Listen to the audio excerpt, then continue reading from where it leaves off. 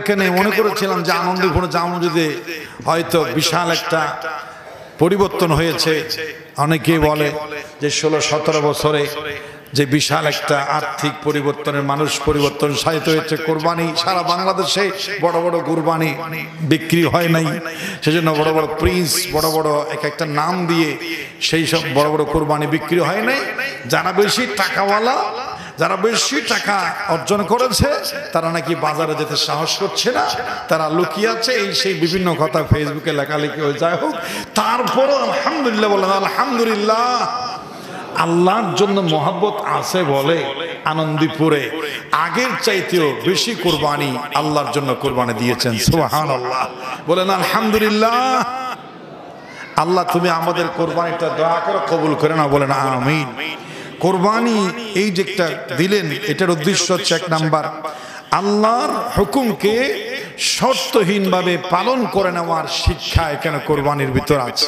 আপনার কাছে টাকা আছে হাতে গোনা 60 থেকে 70 হাজার, এখন আপনাকে আল্লাহ বলছেন তোর যেহেতু নগদ আছে, ক্যাশ আছে, বেশি কম বুঝি না, আমার জন্য তোকে 1 বরাত, কমপক্ষে 1টা বরাত 1 ভাগ কোরবানি করতে হবে। তো যারা আল্লাহর পাগল, আশিকে ইলাহি, আল্লাহর পাগল তো হতে হবে। সব কিছু দিয়েছেন যিনি, যার কাছে অনেক আগের থেকে জান্নাতের বিনিময়ে জানমাল বিক্রি করে দিয়েছি। তো এগুলো জানমাল বিনিময়ে, জান্নাতের বিনিময়ে জানমাল বিক্রি করে, এগুলো তো আল্লাহর কাছে থাকার কথা, এগুলো আমাদের কাছে কেন? আল্লাহ দয়া করে আমাদের কাছে বলেছেন যে জান্নাত তোমাদেরকে পরে দেব, তবে জান্নাত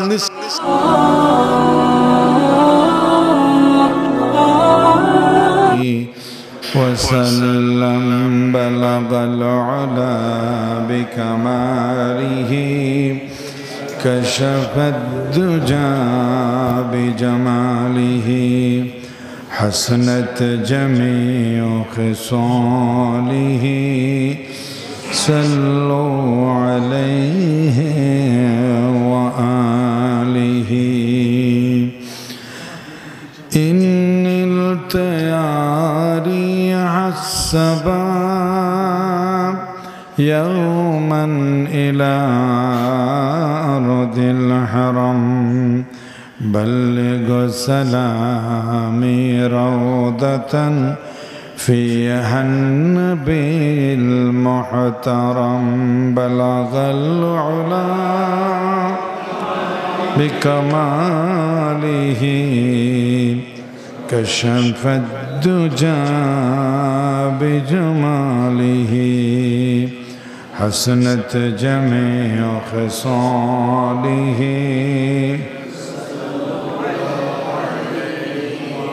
तौहीद की अमानत सीनों में है हमारा, आसान ही मिटाना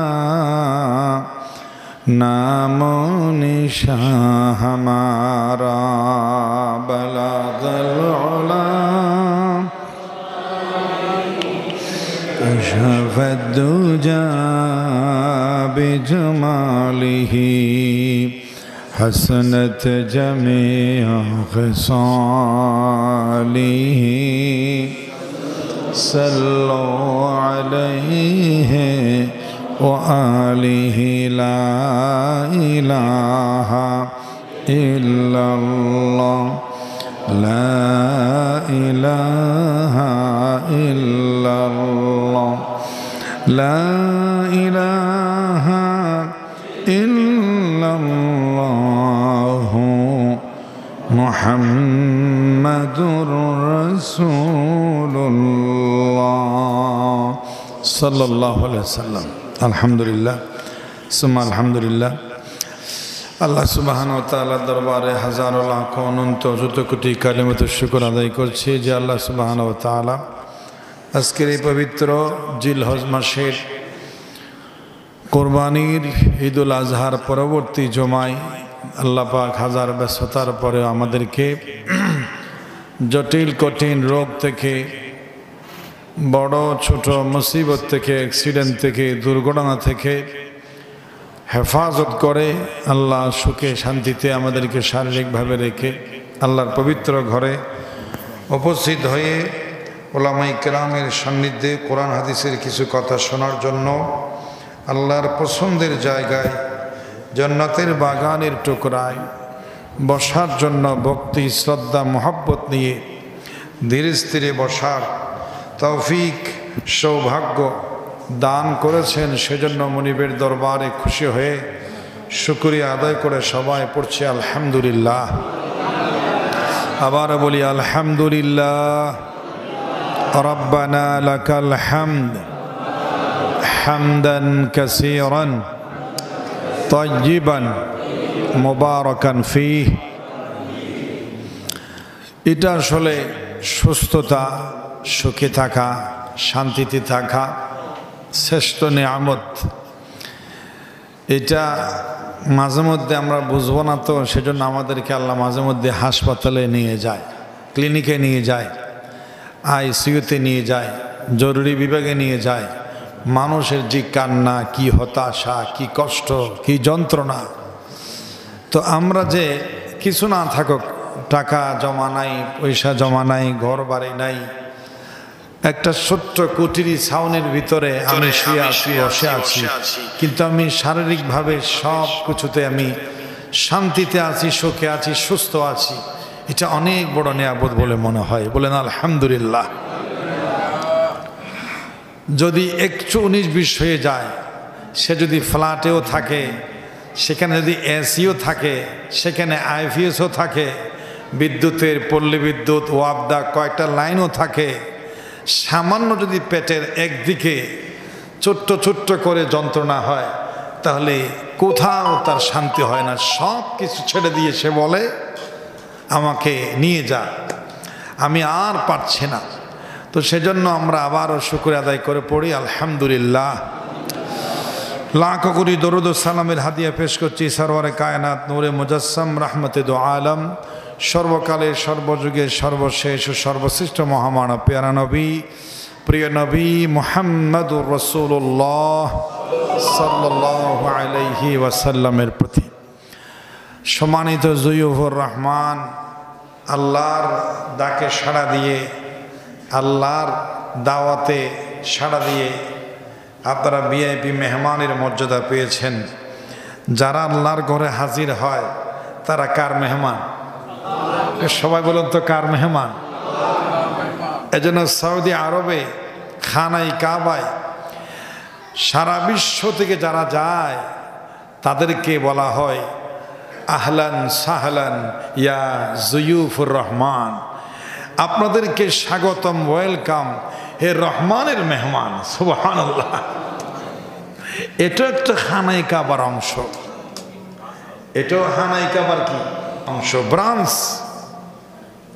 খানাই কাবায় যে সমস্ত ইট, কঙ্কর, বালি, সিমেন্টের গুঁড়ি অবশিষ্ট ছিল, আল্লাহ পাক ইব্রাহিম খলিলুল্লাহকে বলেছিলেন মিস্ত্রিত্ব দায়িত্ব কিছু বাঁচিয়ে গেলে এগুলা মালিকের কাছে হস্তান্তর করা।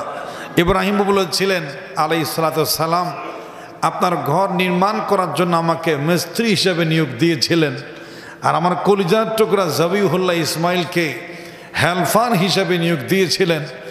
জিব্রাইলকে বানিয়েছিলেন ইঞ্জিনিয়ার, তিনি আমাকে সে ম্যাপ দিয়েছিলেন। দীর্ঘ প্রচেষ্টার পরে আপনার পছন্দ অনুযায়ী পৃথিবীর সেরা ঘর খানাই কাবা নির্মাণ করার পরে কিছু জিনিস তো বাঁচিয়ে গেছে, তো এগুলো তো আমি নিতে পারি না, এগুলো তো আপনার ঘর, আপনাকে দিতে হয়। এখন আমি এগুলো কি করব? তখন আল্লাহ বলেছিলেন ইব্রাহিম আলাইহিস সালাম, তুমি সেখান থেকে পাহাড়ে উঠে, সাফা মারওয়ার পাহাড়ে উঠে একেবারে সেই জিনিসগুলো তুমি নিক্ষেপ করো। ইব্রাহিম আলাইহিস সালাম বলেছিলেন নিক্ষেপ করলে কি হবে? আমি একদিকে নিক্ষেপ করলে সামনে সামান্য কতটুকু যাবে, এই সামান্য জিনিসগুলো নিক্ষেপ করার পিছনে সার্থকতা কি? হযরতে ইব্রাহিম আলাইহিস সালামকে আল্লাহ বলেছিলেন ওয়ামা রামাইতা ইজ রামাইতা ওয়ালাকিন্নাল্লাহ রামা। পরবর্তী যুগে আমার নবীজিকে যখন কাফেররা ঘেরাও করেছিল, হযরতে মুহাম্মদ সাল্লাল্লাহু আলাইহি ওয়াসাল্লামকে আল্লাহ বলেছিলেন বাইয়ের তলা থেকে একটু বালি নিয়ে সামনে মারো। তো সামনে মারলে একদিকে না যাবে, কয়েকজন শত্রু চুকে পড়বে। তো সেজন্য আল্লাহ বলেছিলেন, পরবর্তীতে আয়াত নাজিল করে, ওমা রমাইতা ইজে রমাইতা ওয়ালাকিন্নাল্লাহ রমা। আপনি যখন নিক্ষেপ করেছিলেন, আপনি নিক্ষেপ করেন নাই, স্বয়ং আল্লাহর কুদরত সেখানে কাজ করেছিল। সুবহানাল্লাহ। আল্লাহর সাহায্য আল্লাহ পৌঁছাই দিয়েছিল। আপনি নিক্ষেপ করেছিলেন একদিকে, আপনার ঘরের চতুর্দিকের শত্রুদের চোখ বরাবর পৌঁছে দিয়েছিল বালু আমি আল্লাহ রাব্বুল আলামিন এক নিজে। বলেন সুবহানাল্লাহ। ইব্রাহিম তুমি অবশিষ্ট পাথর কঙ্করগুলো নিক্ষেপ করো, সারা পৃথিবীর আনাচে কানাচে পৌঁছায় দেওয়ার দায়িত্ব আমার কুদরত নিবে। বলেন সুবহানাল্লাহ। নিক্ষেপ করেছিলেন সারা পৃথিবীতে, যেখানেই একটা ইট কঙ্কর সিমেন্টের বালুর গুঁড়ি পড়েছে, কিয়ামত পর্যন্ত প্রত্যেকটা কঙ্কর বালি সিমেন্টের গুঁড়ি অবশিষ্ট অংশ যেখানেই যাহা পড়েছে, কিয়ামত পর্যন্ত সময়ের ব্যাপ্তিকাল নিয়ে এক একটা কঙ্কর সিমেন্টের গুঁড়ি বালি এক একটা জামে মসজিদ হিসাবে আত্মপ্রকাশ করবে। সুবহানাল্লাহ। এটার দ্বারা বোঝা যায় এই মসজিদের সাথে সম্পর্ক আছে সরাসরি খানায়ে কাবার। সুবহানাল্লাহ। এমনি না, এমনি আপনি বাড়ি নির্মাণ করতে পারবেন। আমার একটা বাড়ি প্রয়োজন, এখানে নির্মাণ করি, জায়গা কিনেছি, টাকা আছে, নির্মাণ করি, এটার সাথে আপনার দিলের সম্পর্ক। আর আপনি কোথাও একটা জামে মসজিদ বানাবেন, খানায়ে কাবার জান্নাতের টুকরা নির্মাণ করবেন, এটার সাথে ইব্রাহিম আলাইহিস সালামের নিক্ষেপকৃত খানায়ে কাবার উচ্ছিষ্ট অবশিষ্ট অংশ, ওই খানায়ে কাবার অবশিষ্ট অংশের সাথে সম্পর্ক। এখানে একটা মসজিদ প্রয়োজন, দরকার, মানুষ বাড়িয়ে গেছে, একটা মসজিদ প্রয়োজন। এটা এই জন্য এলাকার মানুষের মাথায় ঢুকিয়ে দিল, যেহেতু এখানে একটা খানায়ে কাবা হেড অফিসের অংশ পড়েছে। সুবহানাল্লাহ। বোঝা গেল এটাও একটা আল্লাহর ঘর। এজন্য হজ হচ্ছে 5 প্রকার হজ আছে। হজ কয় প্রকার আছে? 5 প্রকার আছে। এক প্রকার হজ হলো বড় হজ, যেটা খানায়ে কাবা গিয়ে করতে হয়, যেটা ফরজ।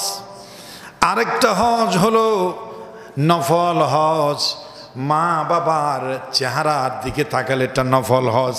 সুবহানাল্লাহ। আরেকটা হচ্ছে নবী করিম সাল্লাল্লাহু আলাইহি ওয়াসাল্লাম বলেছেন, আল জুমাতু হাজ্জুল মাসাকিন। যারা মিসকিন, অসহায়, দরিদ্র, খানায়ে কাবা পর্যন্ত যাওয়ার সামর্থ্য নাই, শক্তি নাই, জুমার দিনে আপন আপন এলাকার মসজিদ গরিবদের জন্য নফল হজের সমতুল্য। সুবহানাল্লাহ। কেন? এটাও তো খানায়ে কাবার অফিস, শাখা, ব্রাঞ্চ। প্রধানমন্ত্রীর বঙ্গ মন্ত্রণালয় যেটা একেবারে ডক্টর নিউজ যেটা বসেন, এটার সাথে আমাদের কাউন্সিলর একেবারে মেম্বার পর্যন্ত একটা যোগসূত্র সম্পর্ক আছে। ওখান থেকে কোনো বিল পাস হলে তারপর সেখান থেকে আস্তে আস্তে আস্তে আস্তে ট্রান্সফার হয়ে আমার আনন্দীপুর পর্যন্ত চলে আসে। ওখানে যদি পাস না হয় এখানে আসবে না। তো এখানে কিছু পাওয়ার সাথে যেমন গোড়ার সাথে সম্পর্ক, এই মসজিদগুলোর সাথে গোড়ায় খানায়ে কাবার সাথে সম্পর্ক। সুবহানাল্লাহ। তাহলে এটা ভাগ্যের ব্যাপার। তা আমরা আল্লাহর সৌন্দর্যের জন্য অনেক বড় কোরবানি দিয়েছি। এই মাত্র কয়েক মাস আগে যাকাত, রমজান, সিয়াম সাধনার পরে আল্লাহ পাক আমাদেরকে মাত্র 2 থেকে আড়াই মাসের ব্যবধানে আরেকটা বড় পরীক্ষা নিলেন। পরীক্ষাটা আল্লাহ নিলেন, তো এর আগে আল্লাহ পাক আত্মার জগতে সকল মুমিন থেকে একটা ওয়াদা নিয়েছেন যে ইন্নাল্লাহা আশতারা মিনাল মুমিনিনা আনফুসাহুম ওয়া আমওয়ালাহুম বিআন্না লাহুমুল জান্নাহ। মাল এবং দৌলতের বিনিময়ে জান এবং মাল এবং জান দুটোর বিনিময়ে আল্লাহ জান্নাত দিয়ে দেওয়ার ওয়াদা মুমিনদের সাথে আল্লাহ করেছেন। তো সেজন্য আল্লাহ পাক বলেন, তোমার জান, তোমার মাল তো অনেক আগে আমার কাছে বিক্রি হয়ে গেছে জান্নাতের বিনিময়ে। কিসের বিনিময়ে? লেনদেন করতে হলে 2টা জিনিস লাগে, আমি টাকা দেব আপনি আমাকে জিনিস দেবেন, নগদ নগদ এটা আপনাকে আমি দিলে আপনি আমাকে দিবেন। আল্লাহ বলছেন ইন্নাল্লাহ আশতারা, ক্রয় করে নিয়েছেন আল্লাহ। ক্রয় করে নিয়েছেন কে? কাদের থেকে নিয়েছেন? মিনাল মুমিনিনা, যারা মুমিন, যারা আল্লাহর প্রতি বিশ্বাসী, পরকালে বিশ্বাসী, তাদের সাথে আল্লাহ একটা ক্রয় করে নিয়েছেন জিনিস।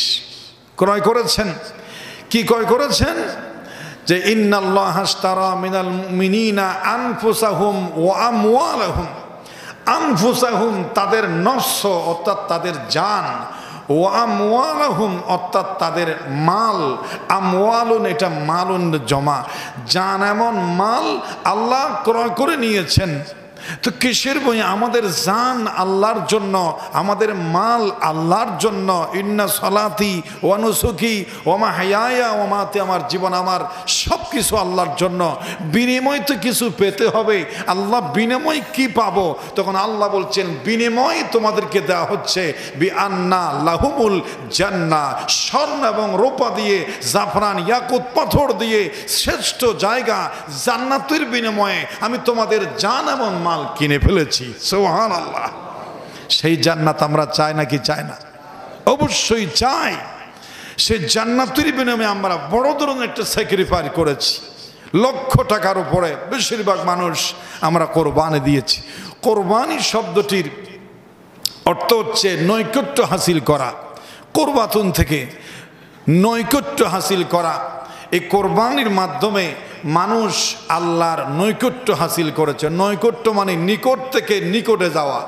সামান্য কোরবানির মাধ্যমে বান্দার সাথে আল্লাহর গুনাহের কারণে, নাফরমানি, দুনিয়ার লোভের কারণে একটা দূরত্ব, একটা হেজাব, একটা বিশাল একটা ব্যবধান তৈরি হয়েছিল। আর আল্লাহর জন্য, আল্লাহকে না দেখে আল্লাহর কথা বিশ্বাস করে, গায়েবের কথা বিশ্বাস করে বড় একটা স্যাক্রিফাইস যখন আল্লাহর জন্য করলাম, আমরা বিনিময়ে আল্লাহর নিকটে চলে আসলাম। সুবহানাল্লাহ। আল্লাহর আপন হয়ে আমরা চলে আসলাম। এছাড়া এই যে আমরা কোরবানি করলাম, কোরবানির পিছনে 10টি শিক্ষা আছে। কেন আল্লাহ কোরবানিটা বান্দার উপরে ফরজ করলেন? অনেকের এটা বোঝা আসে না, এজন্য বোঝা মনে হয়, আসে না বোঝা, এজন্য মনে করে কি কোরবানি একটা বোঝা। এই বোঝা মনে করে বলেই ফোঁজা, আমাদের এখানে বলে ফোঁজা, ফোঁজা মনে করে বলেই অনেক মানুষের উপরে কোরবানি ওয়াজিব ফরজ ছিল কিন্তু করতে পারে নাই।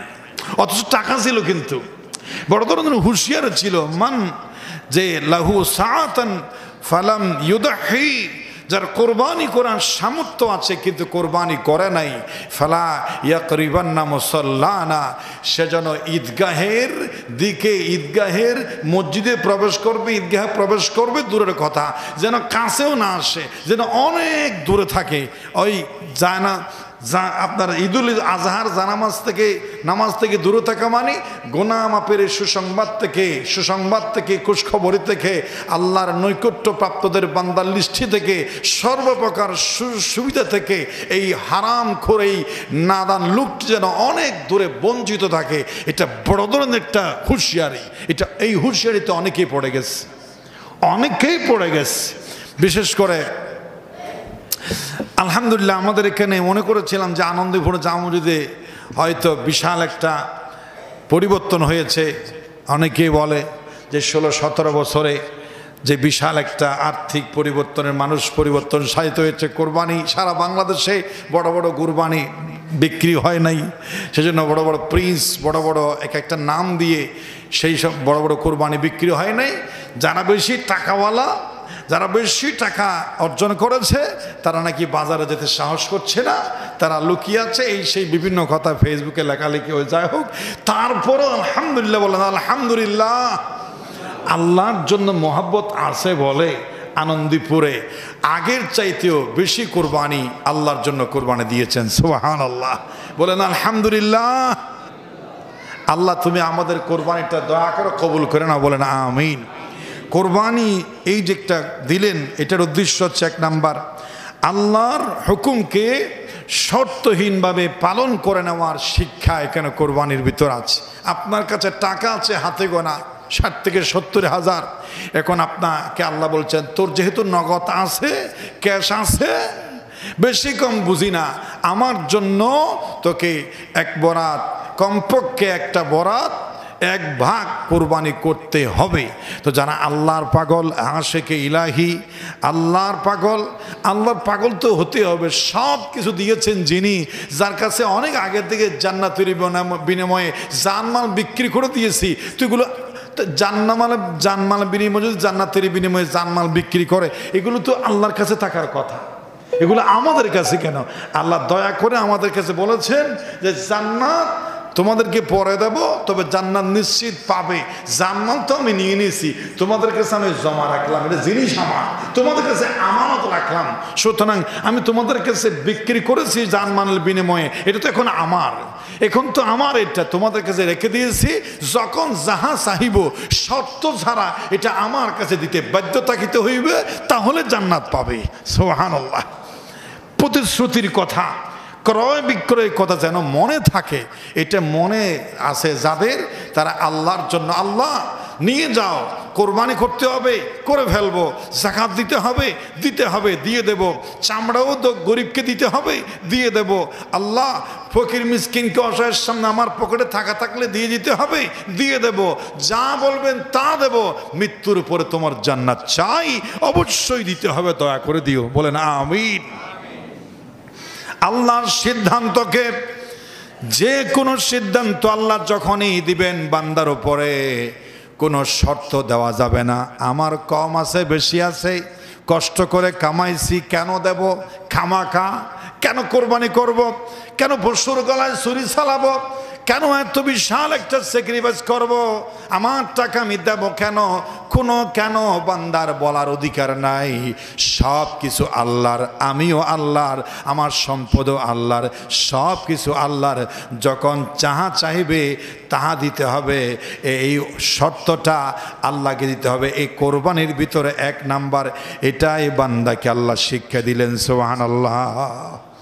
2 নাম্বার হলো আল্লাহর জন্য প্রিয় জিনিসটা কোরবানি করতে হবে।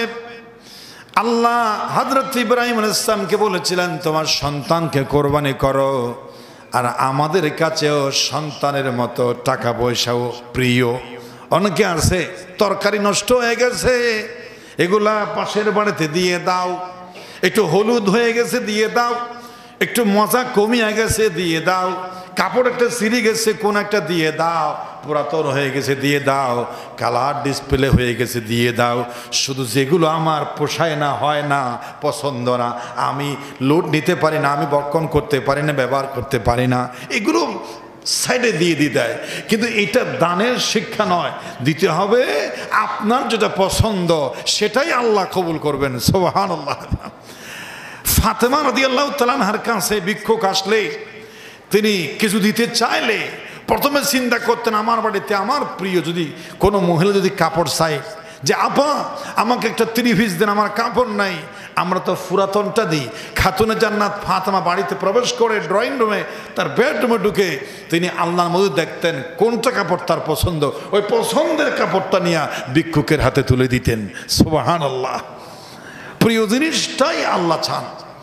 আল্লাহ সেজন্য বলেছেন লান তানালুল বিররা হাত্তা তুনফিকু মিম্মা তুহিব্বুন। যতক্ষণ পর্যন্ত তোমার শখের জিনিস, প্রিয় জিনিস, জরুরি জিনিস আল্লাহর জন্য বিনা শর্তে আল্লাহ যেই সময় যেখানে রাখতে বলেন সেখানে রাখতে পারবে না, ততক্ষণ পর্যন্ত প্রকৃত মুমিন, পুণ্যবান, ইমানদার বলে তুমি দাবি করলেও সেটা সঠিক হবে না, দাবি করতে পারবে না। এটা প্রিয়টা দিতে হবে। কোরবানিতে আমাদের 2 নম্বর শিক্ষা দেয়, প্রিয় জিনিস আল্লাহর জন্য দিতে হয়। আল্লাহ সুন্দরটা পছন্দ করেন। 3 নম্বর হলো ইবাদত। সমস্ত ইবাদতের মূলনীতি হলো তাকওয়া। সমস্ত ইবাদতের মূলনীতি কি? তাকওয়া, খোদাভীতি, আল্লাহর জন্য ইখলাস, একনিষ্ঠতা, এটাই হচ্ছে সমস্ত ইবাদতের। আমরা কোরবানির ক্ষেত্রে বলি ইন্না সলাতি, যে আমার নুসুকি, আমার কোরবানি, যে আমার পশু, আমার এই কোরবানিটা শুধুমাত্র আল্লাহর জন্য। তো কোরবানি আল্লাহর জন্য, কোরবানি যেমন শুধুমাত্র আল্লাহর জন্য, নামাজও আল্লাহর জন্য, হজও আল্লাহর জন্য, রোজাও আল্লাহর জন্য, যাকাতও আল্লাহর জন্য, জিকির আজকার, তাসবিহ তাহলিল, প্রকাশ্যে অপ্রকাশ্যে গোপনে যত ইবাদতে জাল মালি, ইবাদতে বদনি, সর্বপ্রকারে ইবাদতের পিছনে একেবারে 100 নফসের সাথে যুদ্ধ করে বলতে হবে, আমার একটা টাকা, একটা সময়, একটা মুহূর্ত যদি আমি ব্যয় করি, এটা যেন আল্লাহর শুধুমাত্র কেবলমাত্র আল্লাহর সন্তুষ্টির জন্য হয়। এটাই কোরবানিতে শিক্ষা দেয়। যদি বলেন সুবহানাল্লাহ। কুল ইন্না সলাতি, হে নবীজি আপনি বলুন, ইন্না সলাতি, আমার নামাজ, ওয়া নুসুকি, আমার কোরবানি, ওয়া মাহইয়ায়া ওয়া মামাতি, আমার জীবন, আমার মরণ, সব কিছু কেবলমাত্র শুধুমাত্র লিল্লাহি রাব্বিল আলামিন। কার জন্য? যদি আল্লাহর জন্য হয় তাহলে আপনার দেওয়াটা সহি হয়ে যাবে, আপনি সহিভাবে দিতে পারবেন, মন খুলে দিতে পারবেন, মনের শান্তি পাবেন, এবং আপনি একটা মন একটা বড় হবে যে আমি আল্লাহকে দিচ্ছি, আল্লাহর জন্য দিচ্ছি। সুতরাং এবং তার থেকে কোনো বিনিময় আশা করবেন না।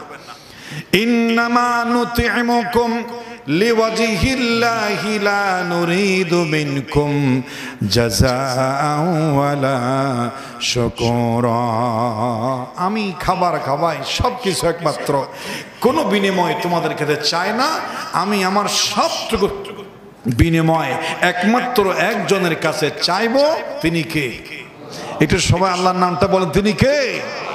তা অনেকেই কোন চেয়ারম্যান যদি কোনো পাবলিককে সাহায্য করে, আবার যখন কোনো বিপদে পড়ে খোঁটা দেয়, আমি তোকে দিলাম না, তুই কেমনে আসলি না। বড় লোক গরিব মানুষকে কি একটা বছর দুই একটা সাহায্য করেছে, আর বিপদে ডাকে, আর একটু তাড়াতাড়ি না যাইলে বলে তোর এই কাটা করলাম না, এটা করলাম না, তুই কেন আসলি না। খোঁটা দেওয়া মানে এটা তো বরবাদ হয়ে গেল। বরং তার থেকে আপনি দান করার সময় অন্য চিন্তা করছেন যে আমার কাছের লোককে দিই, আমার বিভিন্ন সময় কাজে আসতে পারে, আমার বিভিন্ন সময় লেবার লাগবে, সাহায্যকার লাগবে, আমার সাথে যুদ্ধ করতে হবে, লাঠি ধরতে হবে, কথা বলতে হবে। এই জন্য আমার যে সমস্ত মানুষগুলো তাদের শক্তি বেশি, পাওয়ার বেশি, তাদের শারীরিক শক্তি বেশি, গরম বেশি, মানুষের সামনে দু চার কথা বলে আমার পক্ষে জয়গান গাইতে পারে বেশি, আমার ভাই তোমার ভাই বলতে পারবে বেশি, নির্বাচনের সময় আমার কাজে আসবে বেশি, নেতৃত্ব দেবে, আমার জয়গান গাইবে, বিভিন্ন স্বার্থ চিন্তা করে দান করা, এটা লিল্লাহি রাব্বিল আলামিন হয় না। কোন স্বার্থ চিন্তা করতে পারবেন, স্বার্থ চিন্তা করলে আপনি কষ্ট পাবেন। আপনি বলছেন তোর জন্য এত কিছু করলাম, তুই আমার ওই কাজটা করে দিতে পারলি না, তখন কষ্ট পাবেন আপনি। আর যদি মনে করেন যে আমি তো আল্লাহর জন্য দিয়েছি, আল্লাহকে দিয়েছি, তোর থেকে কিছু বিনিময় পাবো, তুই আমার কথা শুনবি, আমার জয়গান গাইবি, আমার ভাম পড়তে দিবি, আমার পিছনে ঘুরবি, কোন স্বার্থের জন্য আমি টাকা পয়সা দন দৌলত বিচার আচার কিছুই করে নেই। আমার সমস্ত নেক কাজ শুধুমাত্র কার জন্য? তো আল্লাহকে তো পায় না। এই জন্য আল্লাহ বলেছেন যে আমাকে তো পাস না, কিন্তু আমি কোথায় কোথায় দিলে ডাইরেক্ট আমার কাছে আসবে। আমি কয়েকটা অফিস, আমি কয়েকটা ক্ষেত্র মাত্র নির্ধারণ করে দিয়েছি। যেমন একটা কবিতা আপনারা শুনেছিলেন বাল্যকালে, হাসরের দিন বলিবেন খোদা, হাসরের দিন বলিবেন খোদা, হে আদম সন্তান তুমি মোরে সেবা করো নাই, যবে সিনু রোগে অজ্ঞান। মানুষ বলিবে তুমি প্রভু খরতার, কেমনে লইব তোমার পরিচর্যার ভার। বলিবেন খোদা দেখুনি মানুষ কেঁদেছে রোগের ঘুরে, তারি সেবা শুশ্রূষা করলে সে তাই পাইতে মোরে। সুবহানাল্লাহ। অসুস্থ মানুষকে দেখতে যায় নাই, আল্লাহকে যেন দেখতে গিয়েছি, গরিবের হাতে দিই নাই, যেন আল্লাহর হাতে দিয়েছি। নবী করিম সাল্লাল্লাহু আলাইহি ওয়াসাল্লাম বলেছেন সাদাকাতু তাকাউ ফি কাফির রহমানি আউয়ালান সুম্মা তাকাউ ফি কাফিল ফাকির। মানুষ যত আল্লাহর জন্য সাদকা করে, সাদকাটা যাকাত হোক, ফরজ হোক, নফল হোক, মসজিদে হোক, মসজিদের বাইরে হোক, গরিবকে হোক, বড় লোককে হোক, যাকাতের টাকা হোক, সাহায্যের টাকা হোক, যা হবে হোক, যাকে দিবেন প্রথমে যে হাত টানবে তার হাতে পৌঁছে না, ওই হাতের উপরে আল্লাহর কুদরতির হাত চলে আসে। সুবহানাল্লাহ। আল্লাহ আগে গ্রহণ করে, তারপর দুনিয়াবি হাতে যায়। প্রথমে গ্রহণ করেন কে? তাহলে আমি যেন পাবলিককে দিলাম না, আমি দিলাম কাকে? তো আমি আল্লাহকে দিলাম। আর যদি আল্লাহর সন্তুষ্টি মনে থাকে তাহলে অবশ্যই আপনার আল্লাহর কাছে বিনিময় পাবেন। তাহলে কোরবানির 2 নম্বর শিক্ষা হলো